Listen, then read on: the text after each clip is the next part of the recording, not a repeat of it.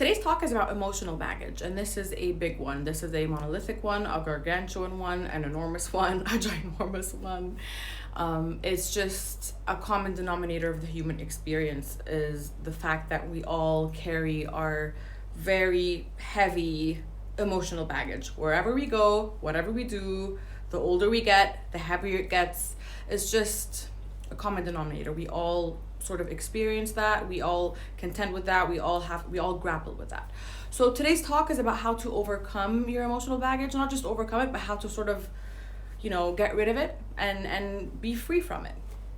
So the first thought that I'd like to share with you, this is also again based on an Inc.com article, and the first step to overcoming emotional baggage, or to getting rid of emotional baggage, if we're gonna use the actual baggage metaphor, is to discern it, is to be able to tell that you're having these negative thoughts.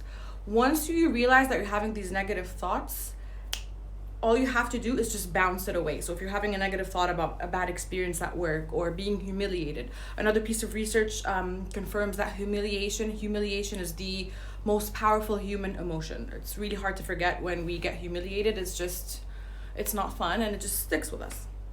So what you need to do is, first of all, recognize that you're having a negative thought and then just bounce it away. It's called replacement therapy. Flip the script. We've all heard of these terms before. So recognize that you're having a negative thought about work or about your relationship or about whatever the case may be, and then just flip it. Think of something positive to counteract that thought.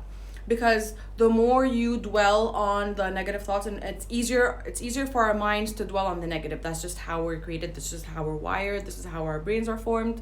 It's easier for us to dwell on the negative because I guess that's just a part of our survival mechanism. This is how we've stayed alive for so long, I guess, as a species. So what you need to do is, once you realize that you're having this thought, flip the script. So think of something positive to counteract that thought, and you will no longer be defined by that thought. So if you've had a humiliating experience at work, think of a time where you did really, really well at work. If you're having a problem with your spouse, think of the good times that you've had with your spouse. If you're having challenges, an existential challenge, think of the times when you were happy. It's really that simple. You just bounce it away quickly. You, first of all, discern, you understand that you're experiencing this thought. You flip it, you bounce it away, replacement therapy, and then bam, it's gone.